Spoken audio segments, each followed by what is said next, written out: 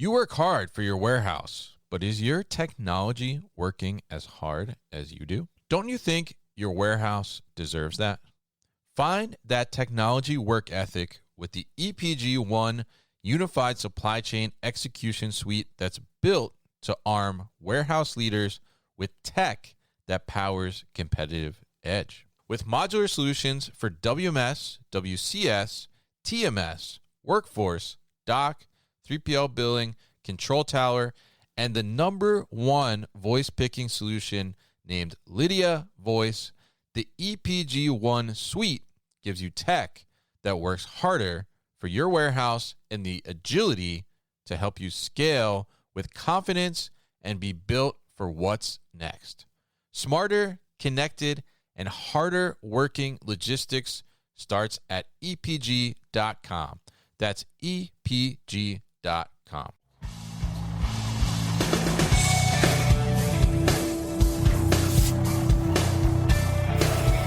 The New Warehouse Podcast, hosted by Kevin Lawton, is your source for insights and ideas from the distribution, transportation, and logistics industry. A new episode every Monday morning brings you the latest from industry experts and thought leaders. And now, here's Kevin.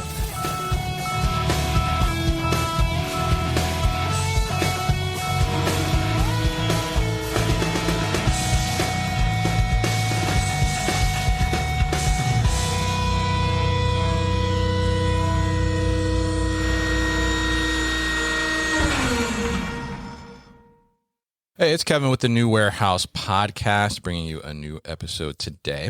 And on today's episode, I am going to be joined by Madi Weiss, and she is a field application engineer at Boston Dynamics. And Boston Dynamics is always doing some exciting things in the robotics space and in the warehouse space too as well. So we're going to dive a little bit in, and we haven't had Boston Dynamics on for quite a while. So we're going to get some of the latest updates, specifically around Stretch and Spot. And if you're not familiar with those, we're going to talk about what those are too as well. And Maddie's going to tell us a little bit about that and also kind of what she's seeing in the robotic space in general when it comes to logistics and warehousing. So Maddie, welcome to the show. How are you?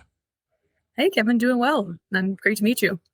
Good to meet you too. Happy to get you on here. Happy to talk about this today. So let's kick it off. If people are not familiar with Boston Dynamics and haven't seen all the exciting videos that you guys put out from time to time, tell us a little bit about Boston Dynamics and what you all do. Yeah, of course. I feel like if you've been on the internet in the past 15 years, you've probably seen a video from Boston Dynamics at this point.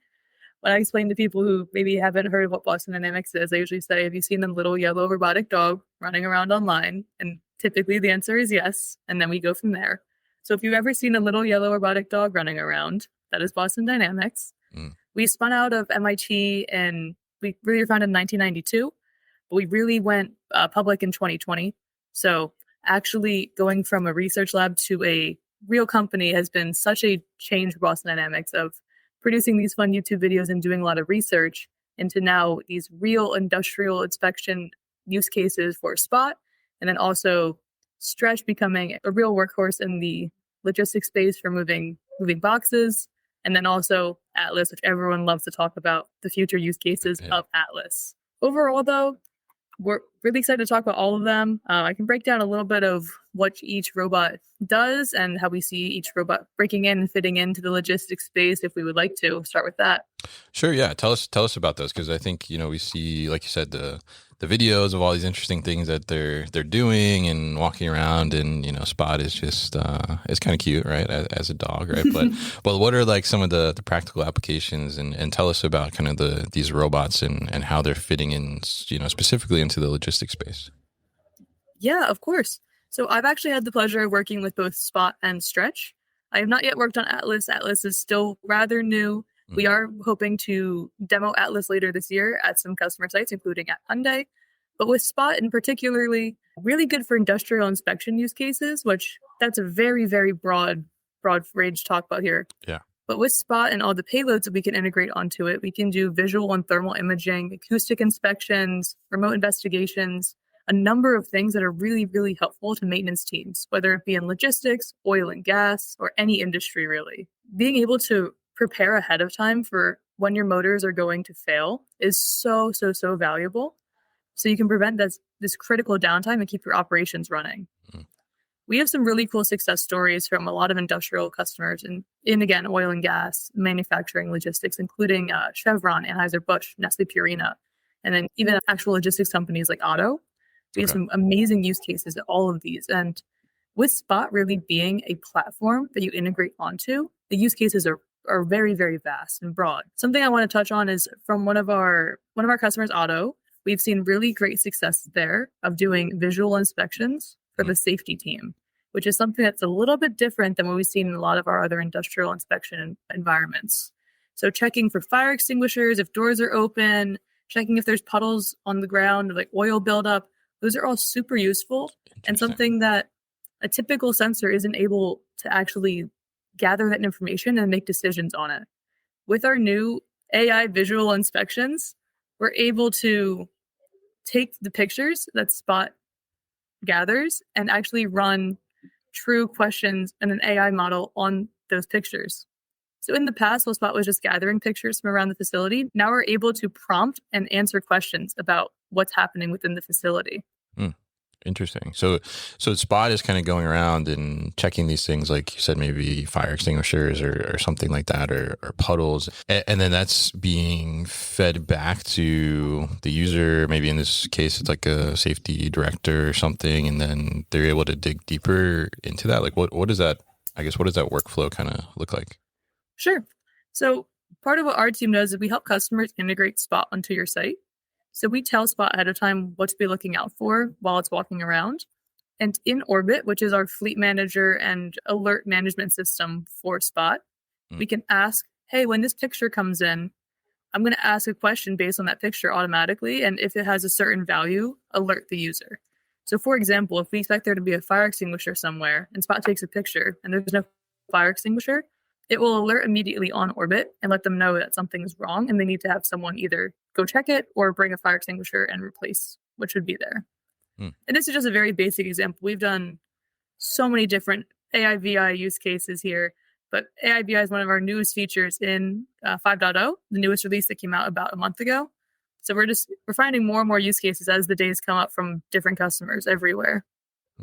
Interesting. Yeah. And I love that use case because that is something that's like, I mean, it's time consuming, right? Especially if you have a large facility to go and check fire extinguishers. And it's something that, sometimes maybe you forget to do in some scenarios. And, if you're able to just put like Spot on the schedule, right, to do that. And, it's just going to happen kind of automatically, which I think is really, really smart to do that. So tell us a little bit about Stretch as well.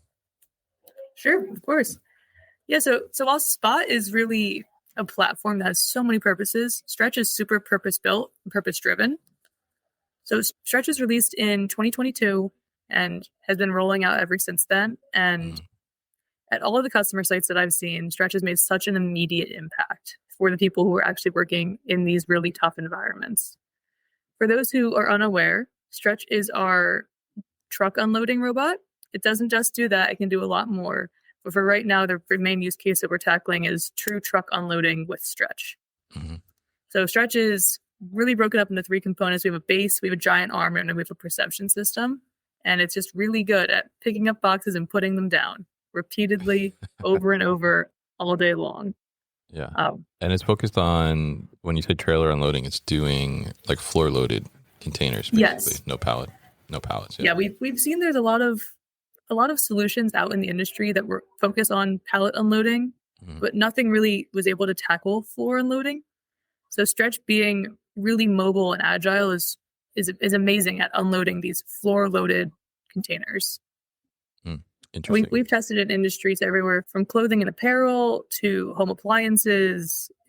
It's really broad what comes in these boxes and comes off of these containers and trailers that who knows even where they're coming from. You open up a container, maybe the last time it was opened was 3 months ago in India. Yeah.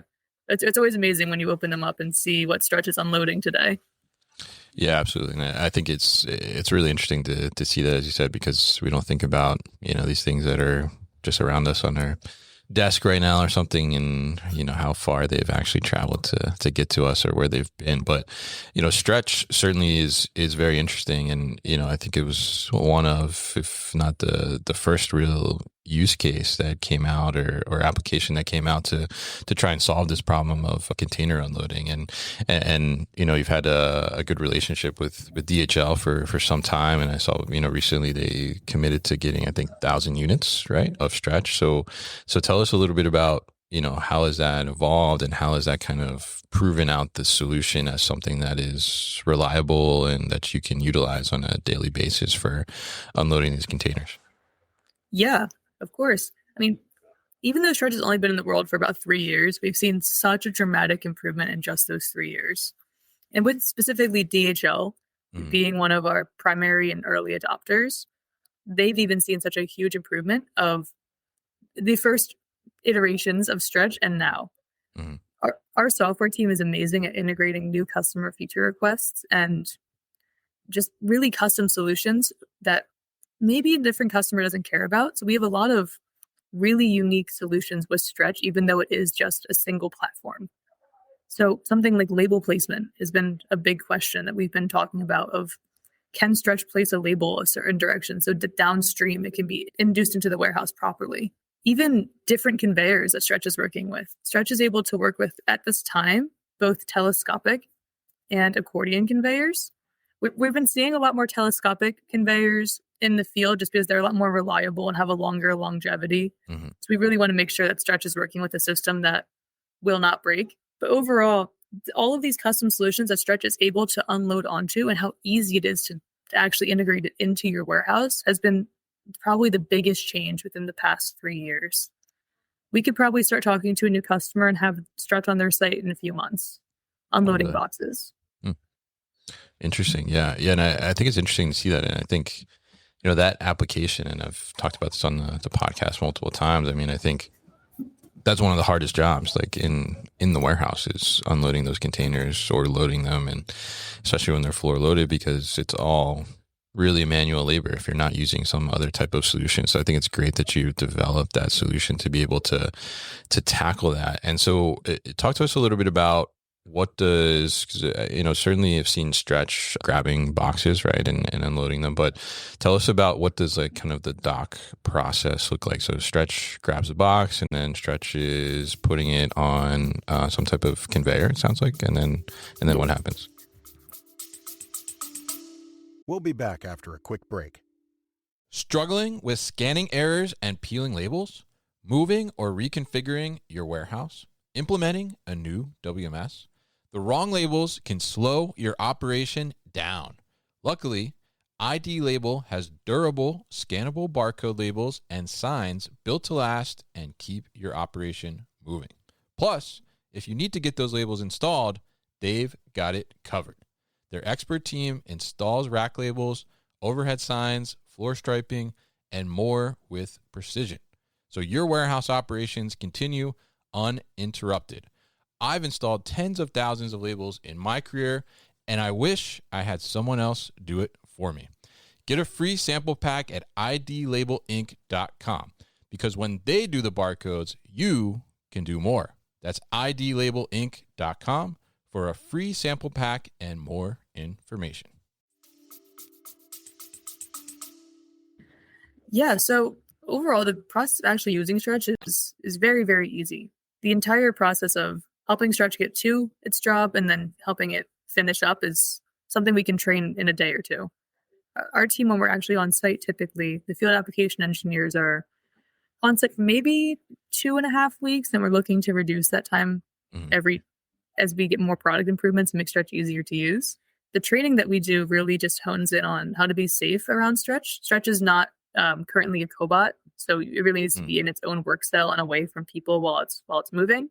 So a lot of the training that we do is just how to safely operate Stretch, of how to use our pendant, which is our controller we use to drive Stretch into the work cell, to how to actually have Stretch start its job. And Kevin, I'm telling you, if you haven't had the chance to use Stretch yet, really be up and running and using Stretch on your own in one day. Yeah. Well, I'm waiting for my invite to, come and try it. So, Of course, we'll reach out to the team and see if we can get you out here. So I mean, it's very interesting. So it's not a cobot, so it still needs to be. That means it still needs to be in kind of like a caged area. Yeah, so it still needs to be removed from human interaction. Mm-hmm. We can interact with it on our console, which is a tablet that we use to talk with Stretch and send commands. But overall, when Stretch is running, we stay away from it. Mm. And with our different conveyor types, we have a couple of different safety solutions. For telescopic, we use a virtual guard where there are LiDARs around so that if someone does approach Stretch, it will stop working if someone gets too close. Interesting. Gotcha. And so because I imagine from time to time, there's some exceptions, right? Maybe like a box falls and Stretch can't get to it, or maybe there's not, I don't know. But, how does that work, and what does that look like from like trying to manage and alleviate those exceptions? Yeah. Stretch is really, really good at actually recovering drop boxes. Okay. So if a box does fall out of the facade, it will grab it, unless it's in a position where it can't. So if it's under the conveyor or if it's pinned against its base. So if Stretch is having problems, a user who is working around the robot can just turn a key, just like a car. They can turn the key and Stretch will put itself back into a safe position. And then you're able to enter the work cell and remove any obstacles or debris from around Stretch. And overall, it's really easy to intervene when Stretch needs help, which is not super frequently. Our Dropbox recovery improved a ton in one of our releases early last year, I believe. And Stretch you really can set it and forget it. Back when we first started working with Stretch, people wanted to watch it all the time. Yeah. And it's really cool. It's a really cool robot doing a really awful job. Yeah. And once you see Stretch running for maybe a couple of days, maybe a week, you're like, oh, okay, it's going to just do the thing that it's supposed to do really well. It becomes almost more of a piece of industrial equipment than a robot. When people look at Spot and Atlas, they really do see like that's a robot because they can personify it. When people see Stretch, it's more of a piece of true industrial equipment that is just integrated into your warehouse. Interesting. Yeah. And I can imagine. I mean, because obviously, like you're saving on labor there, right? And which I think is a great place to kind of replace labor because the turnover at the dock is super high in my experience, and but I think it's also interesting, like you said, like people just want to watch it, right? So like it's a little bit of like a productivity slowdown there, and it may be in the first initial week or so as people want to see like what's going on. But tell us a little bit, because you mentioned there that Stretch's primary focus now is on the container unloading, but there's also maybe some potential applications beyond the dock that a Stretch might be working on or getting to. So tell us a little bit about maybe some of those possibilities. Yeah, so Stretch was really intentionally designed as a mobile multi-use platform. If Stretch was just going to be used for container unload, it would probably look a little bit different than it does right now. But Stretch really can go anywhere within a warehouse. Its base is about the size of a pallet, so anywhere that a pallet can go, Stretch can also ideally fit there. We're working on a number of other use cases right now, and I'm sure you'll see some news from our company eventually of where we see Stretch working on next. I know at Modex and ProMat, we did showcase a pallet unload and sort of case picking use case. But we'll see when we roll out some more information and news on those in the future. So keep an eye out for that. Okay. A little teaser there. So we'll be looking forward to that definitely to see how it evolves. And I think too, I mean, just looking at, the form factor of Stretch itself, I mean, I can see that there are like definitely potential there are use cases within the warehouse. So very interested to see that in the future here. But, it's really interesting to see this. And obviously, as you mentioned, Boston Dynamics has been around since 1992, right? Has been kind of as a company out there since 2020, I think you said, right? So, but obviously very involved in the robotic space and all this research and putting things out there and testing different use cases. So I'm curious, like, how have you seen some of the human interactions kind of evolve as more robots are deployed out there, right? Because I imagine that, over the years, like people have become maybe more used to it or, maybe more comfortable around it than initially when it was kind of earlier on as you started to roll out. But I'm curious, like what have you seen and how do humans interact? I mean, you mentioned that people love to watch stretch, but like, what does that look like when it's actually going live in a facility, and how does the human dynamic look like with these robots? That's a great question. It really depends everywhere on how much people have been socialized. It's a term we like to use a lot, is robot socialization, of actually introducing people to the robots ahead of time or easing them in so it's not like, wow, there's a robot in my workspace now. What's going on? A story I love to share for Spot is typically Spot will arrive on site ahead of our team. So it gives the people on site, we call it the robot wranglers, a chance to actually go socialize Spot with their teams. And we've really seen some people go from this, oh, I don't want anything to do with the robot, like I'm too confused by it, to being so involved with it and asking these questions that are so high level, like robotics engineer level questions, is in the span of a few weeks. So it's been a really awesome experience to see robotics in the real world and kind of disprove a lot of those myths that people are afraid of robots. Because once people actually start working with them, they realize they're just a tool that's going to help them do their job better. Another story I'd love to share is my very first stretch deployment that I ever worked on. There was a lady who was working in the trailer and container unload. It was actually a 3PL, so it was doing a lot of cross-docking. Okay. And she'd been working there for over 30 years. And she didn't really like doing forklifts because she didn't like driving. So she really just stuck with trailer unload. And she was one of the first people they trained on stretch. It was sort of a rite of passage for her to actually be one of the first ones to use this new tool that was going to augment her job so much. And she went from being someone who didn't have a smartphone to now is running an entire robot to unload trailers. And I think something like that is so cool, of just seeing how much these robots actually can augment someone's day-to-day tasks and really make them confident in their own technological abilities. Yeah, it's very interesting, and that's like a great story too. And I mean, huge jump in technology for her, Yeah, right? for No sure. smartphone to working with a robot every day. That's a big jump. But so you mentioned the robot wrangler, right? So typically you have 2, maybe 3 people that are working on a container, unloading by hand, and maybe they're unloading directly to a pallet or they're unloading to a conveyor, right? And now you bring in stretch, right? So what does the job at the dock look like now? You mentioned a robot wrangler. I mean, what's entailed in that, and how many people, what's the ratio of like people to stretch? Yeah, that's a great question.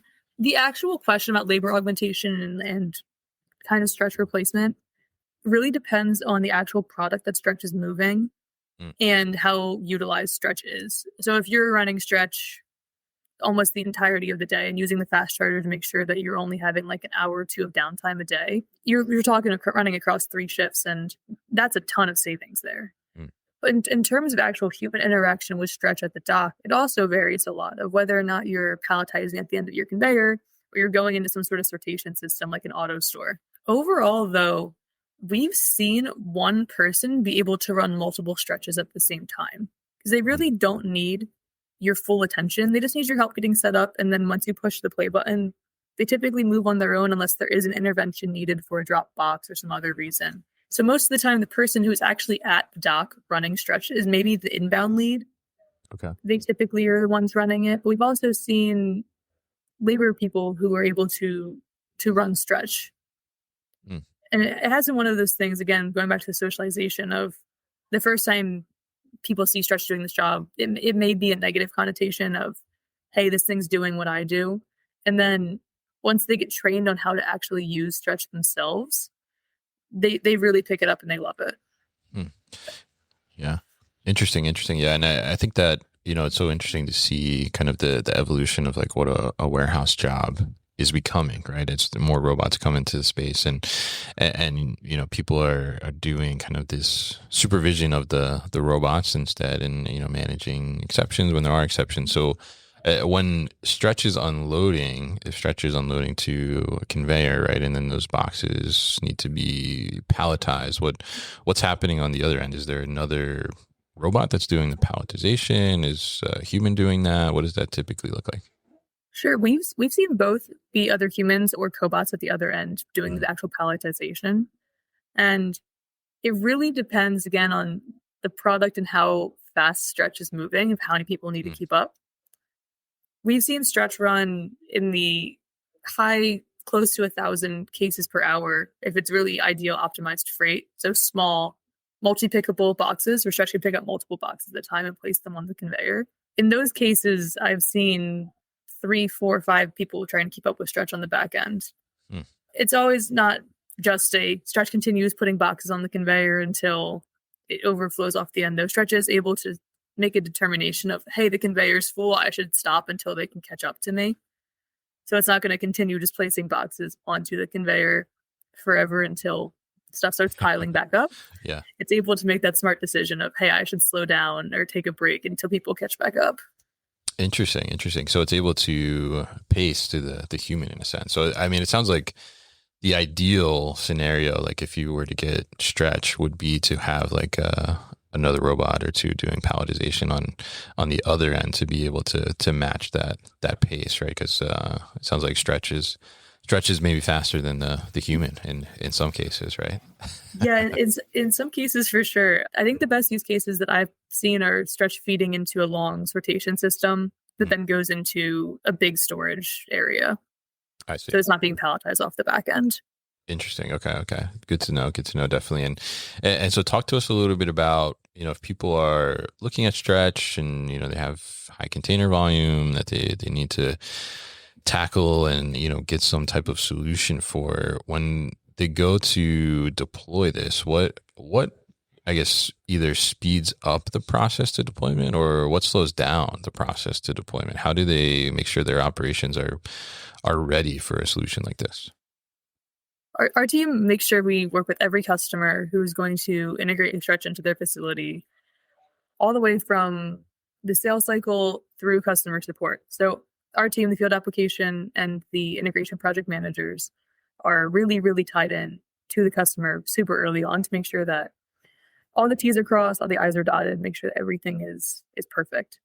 Some of the longer lead time things are if a customer is getting a new conveyor for Stretch. We've seen that actual conveyor installation can take a while. Networking, working out different networking kinks. So whether we use the customer's network to have Stretch transmit its data that way, or if there's a dedicated line, that can also be a long lead time. But actually making sure that Stretch works with your facility, it's really all about making sure you have the right freight for Stretch. There are some use cases where maybe Stretch isn't the right fit. Stretch is, you can see our full product spec on our support page, but Stretch can lift up to 50 pounds. Okay. So we'll often go out ahead of time and do a sort of case analysis with the customer, not business case, like physical cases of what boxes are you moving in your facility, and see if Stretch is a good fit here. But most of the time, even if a majority of the freight is, I'll say, stretchable, for lack of a better word here. I like that. So even if a majority of the freight is stretchable, you'll still find enough freight to feed Stretch that actually makes it worthwhile within the facility.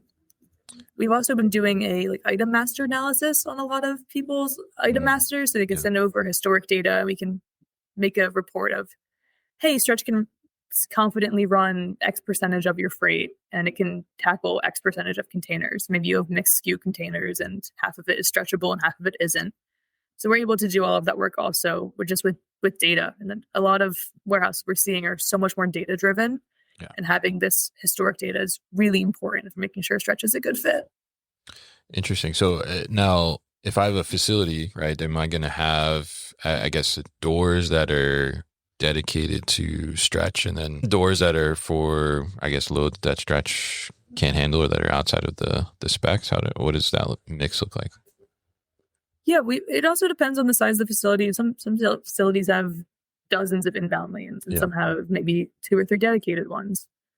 The stretch safety system really is designed so that if stretch is not unloading for any reason, you can still use that door for manual unload. Okay. So the safety system sits outside of the dock. Mhm. So if you decide you need to manually unload a container for any reason, that dock door is not lost. It's no longer just a stretch door. On the flip side of that, dock doors do need to be configured for stretch to work on them. So stretch can't drive halfway across the warehouse and start working on a random door. Mm. It needs to have the safety system integrated into the conveyor there. Gotcha. I see. So the door can be a door for stretch needs to be like set up for stretch, which makes sense. And then, but it can also be used like in a regular fashion too, right? So if you had a palletized load come in, somebody could go in there with a forklift and unload. So interesting. Okay. Interesting stuff here. And so, if we look at, because obviously, Boston Dynamics is very cutting edge on the robotics side, and you mentioned a little bit about like Atlas as the future as well, and some of the interesting things happening there. So if you look at the warehouse in general, I mean, what do you think, or what does Boston Dynamics think about what does the future warehouse kind of look like? I've seen so many renderings of our idea of the warehouse of the future at this point. Yeah. And they all look amazing. Just stretch unloading and AGVs moving cases and pallets around, and Spot doing industrial inspection, Atlas doing part sequencing. There are so many use cases for the future of these truly heavily autonomized, either with heavy industrial equipment or smaller robotics, just being able to absolutely revolutionize these warehouses. And you hear this idea of lights out warehouses kind of often. Yeah. And we're working with some customers who have this vision of their warehouses being lights off by, let's say, 2030. And maybe 5 years ago, if you told me that idea, I would have said we were so far out. Yeah. And I really see it now. There are a lot of facilities, even today, that I've worked in, that were integrated stretch in, where stretch unloads a box and it's not touched again until it's getting pulled for order building. And then it doesn't get touched again until it gets loaded into the container on the outbound side. So there are facilities right now where SKUs aren't touched more than 2 or 3 times in their entire life cycle within the warehouse because of how much industrial automation is there. There are so many amazing companies who are working in the industrial automation space. And if you go to these shows like ProMat and Logimat and Modex, you see it. You see all these crazy solutions. And when they all work together, it makes something truly amazing. Yeah, absolutely. And I think it's really interesting to hear that and kind of hear like your perspective on it. And I think it's interesting too that you touched on that, a couple of years ago, someone said lights out to you. You're like, oh, that's way, way far away. And now you're kind of like, okay, I can see it happening. And I think we're seeing kind of these different pieces develop, whether it's, the pieces that Boston Dynamics is developing or other companies, as you mentioned at a ProMat, et cetera, kind of coming together. And now it's about like, how do we get them to work together, right? It's always been a challenge. How do we get humans to work together, right? Now it's like, how do we get the robots to work together and, be friendly.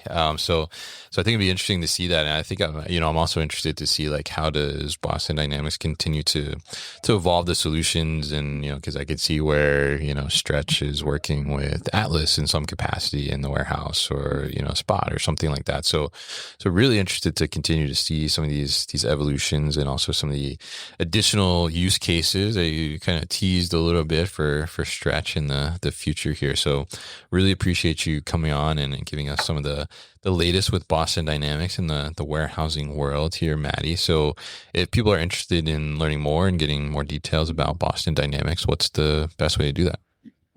Yeah, if you go to bostondynamics.com, there's a ton of good information on there. You can really dig into a lot of our use cases for Spot and Stretch. There's a lot of customer stories, success stories that they talk about, where you can really learn more about customers that may look like your industry and see how Spot and Stretch are actually working in those industries. For Atlas, I would just keep an eye out on our YouTube page. We're releasing a ton of really cool content all the time of these huge jumps of autonomy that Atlas is currently going through. I mean, even internally, we see it. It might be a week and Atlas now can do a handstand. You'll see this stuff all the time coming out about Atlas. If you have any questions, feel free there's a contact form on our website. Feel free to reach out and someone will read your request and get back to you. All right, great. And we definitely will look out for more of those fun videos that you all put out there. And we'll definitely put all that information at thenewwarehouse.com as well as in the show notes here so people can easily find it. So, Madi, thank you once again for your time on the show today.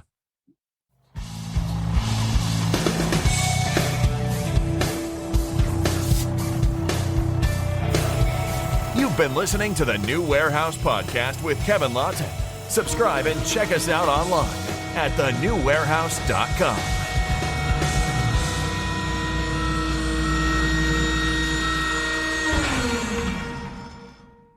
Enjoyed this episode? Make sure you are subscribed to the podcast, and for more content from the New Warehouse, find us on LinkedIn and YouTube. Links to subscribe can be found in the show notes, and for everything The New Warehouse, head to thenewwarehouse.com.